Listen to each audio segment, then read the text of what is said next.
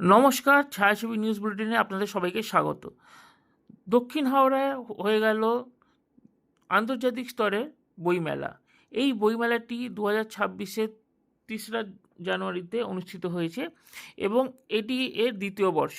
বলা বাহুল্য, এই অনুষ্ঠানে উদ্বোধনীতে উপস্থিত ছিলেন স্বনামধন্য ব্যক্তিরা, যারা তাদের নিজেদের কর্মক্ষেত্রে নিজেদের নাম আলোকিত করেছেন।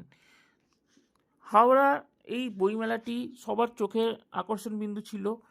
দ্বিতীয় বর্ষে হলেও এই বইমেলাটি যেভাবে এবং সুপরিকল্পিতভাবে আয়োজিত হয়েছে সেটা থেকে সবাই প্রশংসা করেছেন। বিভিন্ন গুণী ব্যক্তিরা এই অনুষ্ঠানে স্টেজে মঞ্চ শেয়ার করেছিলেন এবং প্রত্যেকে তাদের অমূল্য বক্তব্য এখানে প্রকাশ করেছেন এবং আজকের দিনে তরুণ জেনারেশনকে যারা মোবাইলে আকর্ষিত হয়ে থাকেন তাদেরকে বইয়ের মাহাত্ম্য বোঝাবার তারা চেষ্টা করেছেন।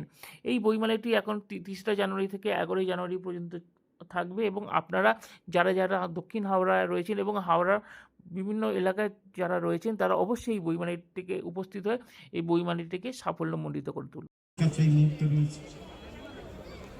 আমরা বই পড়ে মনে করি মাথা উঁচু করলাম, আর এই যন্ত্রটা যেটা প্রত্যেকের হাতে টেকনোলজির স্পর্শ, সেইটা দেখতে দেখতে দেখতে দেখতে আমাদের মাথা নিচু হয়ে যাচ্ছে। সারাক্ষণ আমরা রিলস দেখছি, মানুষ কিছু শুনতেও চায় না, পড়তেও চায় না, দেখতেও চায় না, যেন মনে হচ্ছে।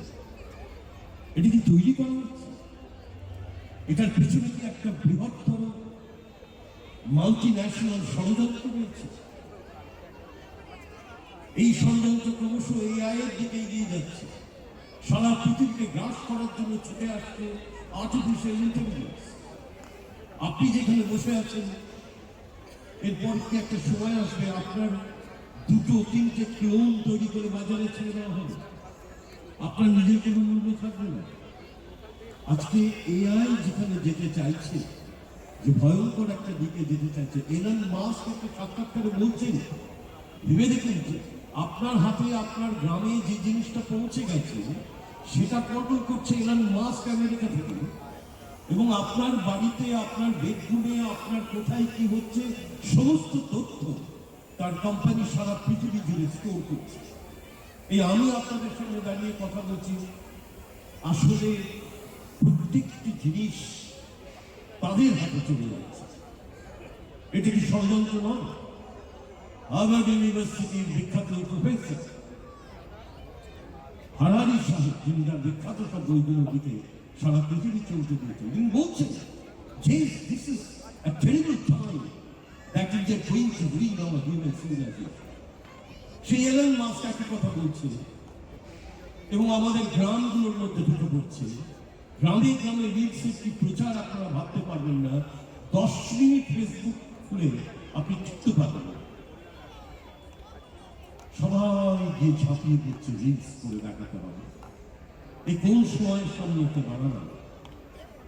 কিন্তু আমার বিশ্বাস আজকে এই মাটির উপর দাঁড়িয়ে যে বইমেলাটা আপনারা করছেন, এই বইমেলাটাই হচ্ছে এলন মাস্কের গালে, আমেরিকার গালে সপাতে একটি থাপ্পড়। সারা আমেরিকাতে, পশ্চিমবঙ্গে যত বইমেলা হয় সারা আমেরিকাতে হয় না। আমি 20 বার আমেরিকায় গিয়েছি, আমি আমার জায়গা থেকে বলছি কখনো আমেরিকাতে এরকম বইমেলা হয় না, সাধারণ মানুষের কোনো পার্টিসিপেশন থাকে না। সুতরাং আজকে পশ্চিমবঙ্গের মানুষ, পশ্চিমবঙ্গের পাঠক, আপনাদের মতো যারা বই ভালোবেসে শীতের সন্ধ্যায় মাথায় শিশির নিয়ে বসে আছেন, আমি বিশ্বাস করি আমরা পারব। এই দক্ষিণ হাওড়া যদি পারে, তাহলে আমরা সবাই একসঙ্গে বইমেলার যে সমবেত উজ্জ্বল উত্থান, আমরা সেই দিকে এগিয়ে চলেছি। নমস্কার, ধন্যবাদ।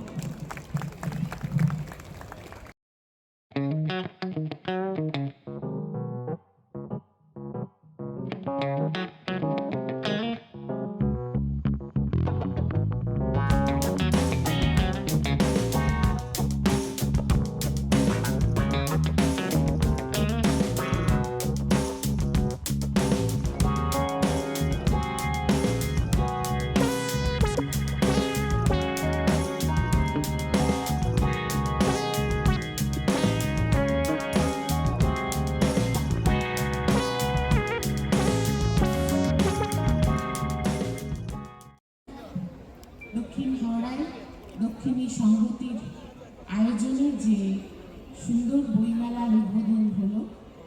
আমি এই মেলার আয়োজন করেছিলেন যিনি তুষারকান্তি ঘোষ, সম্পাদক দক্ষিণী সংহতির। তুষারকে আমি অনেক অনেক ধন্যবাদ জানাই, ভালোবাসা জানাই, আশীর্বাদ জানাই। এত সুন্দর একটি বইমেলা গত বছর থেকেও দক্ষিণ হাওড়ার বুকে সৃষ্টি করেছে। এত মানুষ একসাথে আসছেন যাচ্ছেন, একটা উৎসব তৈরি হয়েছে এখানে। মঞ্চে অনেকে আছেন আমার বিশিষ্ট গুণীজনেরা, প্রিয়জনেরা, গুরুজন যারা আছেন তাদের আমার প্রণাম, আমার শ্রদ্ধা, ছোটদের অনেক অনেক ভালোবাসা জানাই। আর কিছুই বলার নেই, আমি বারবার বলবো যে এরকম বইমেলা বা যে কোনো উৎসব দক্ষিণ হাওড়া বারবার হোক। তুষারকে আবার আমি অনেক ধন্যবাদ জানিয়ে আমি আমার ছোট্ট বক্তব্য শেষ করছি। নমস্কার, ভালো থাকবেন সবাই। যাতে দুদিনে শেষ না হয়, বেশ অনেকক্ষণ ধরে পড়বো, হ্যাঁ, সেটার জন্য আমার মানে চতুরঙ্গের থেকে গোড়াটা বেশি আনন্দ দিয়েছে, কেননা গোড়াটা বেশ অনেকটা সময় ধরে পড়তে পারছি। আর এখন আমি যদি একটা কোনো মোটা বই, তাহলে এইরকম একটা সময় যদি সংক্ষেপে লেখার প্রতিযোগিতা হয়, তাহলে আমি জানি না মানে বিমল মিত্র কি করতেন, হ্যাঁ, কিংবা যারা মানে দীর্ঘ দীর্ঘ রচনাতের জন্য যারা বিখ্যাত, হ্যাঁ, অনেক রচনা হয়তো তারা প্রকাশিতই হতো। কিন্তু বিদেশে এমন পত্রিকাও আছে যেগুলোর বৈশিষ্ট্যই হচ্ছে যে প্রলম্বিত হতে হয়। অর্থাৎ একদিকে যেরকম ইকোনমিস্ট ছোট করে দিচ্ছে, শর্টে বলুন, ছোট করে বলুন, হিট করুন, হ্যাশট্যাগ দিন, তাহলে তো খুব সংক্ষেপে কবিতার লাইনে সুভদ্রারও বলে বলতে পারে। প্রথমে মার্জনা চেয়ে নিচ্ছি, অনেক বক্তা আছে, আমি উলুবের একটা মিটিংয়ে যেতে হবে।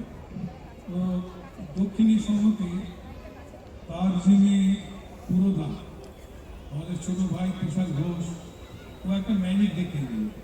মাত্র 10 মাসের দুটো এরকম বইমেলা আমি গত 29 তারিখে হাওড়া বইমেলার উদ্বোধন হয়েছে, গতকাল উলুবেড়িয়া বইমেলা, দুটোই সরকার ঘোষিত মেলা, কিন্তু একটা নিজস্ব উদ্যোগে এত চমৎকার।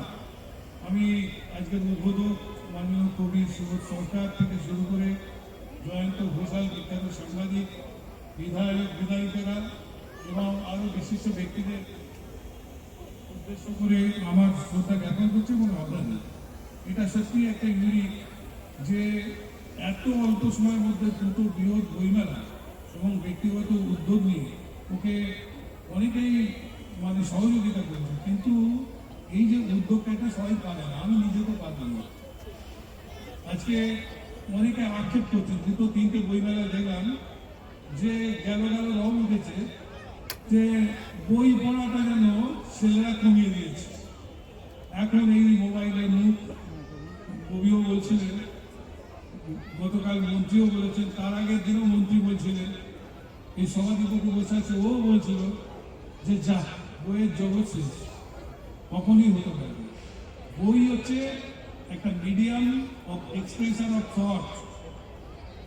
বইয়ের যদি এভলিউশন, বিবর্তনটা যদি আমরা দেখি, ওই পর্বত রাত্রে ছোট নদী পাথর দিয়ে যে ইঙ্গিতবাহী বিভিন্ন সাংকেতিক চিহ্ন দিয়ে শুরু হয়েছিল যার যাত্রা, পরবর্তীকালে ভূর্জপত্র, তালপাতা পুঁথি, প্যাপিরাসের জন্ম, প্যাপিরাসের জন্মের পরে একটা র্যাডিক্যাল রেভলিউশন এলো, বই জন্ম নিল প্রিন্টেড আকারে, এবং এটার রাজত্বকাল দীর্ঘদিন। কিন্তু বর্তমানে এই ডিজিটাইজড ফর্ম, এটাকে যে অস্বীকার করবে সে পিছিয়ে থাকবে। যার পাশে আমি এতক্ষণ বসেছিলাম, বিখ্যাত সাহিত্যিক, সাংবাদিক জয়ন্ত ঘোষাল মহাশয়, উনি অনুরোধ করেছেন আমরা একটা আবৃত্তি করার জন্য। আমি সত্যি ধন্য যদি আমি আবৃত্তিটা করতে পারি। ভাই তুষারকে ধন্যবাদ জানাবো। দক্ষিণ হাওড়া বইমেলা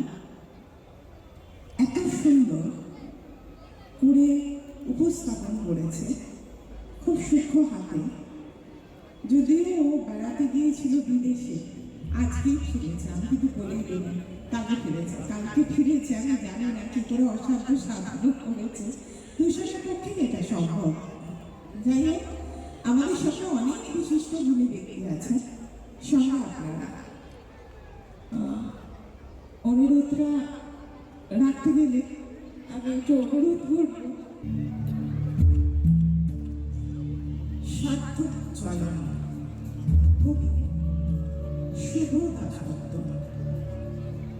যে ছেলেটা চায়ের দোকানে একটু কাপ ধুচ্ছে রাস্তার ধারে, তাকে ডাকুন, তার কানে কানে বলুন, সুজলাং সুফলাং মালায়জস্মিতালাং। হ্যাঁ, বেশ সুন্দর করে বলুন। যে মেয়েটা চাকরি না করে চারটাকার বন্ধা থাকে, রোজ সকালের ট্রেনে সেজে গুজে শহরে আসে, শরীর বেঁচে চাল ডাল নুন কিনতে, তাকে ডাকুন, তার কানে কানে বলুন, সার্থক জনম আমার, জন্মেছি এই দেশে, সার্থক জনম মাগো তোমায় ভালোবেসে।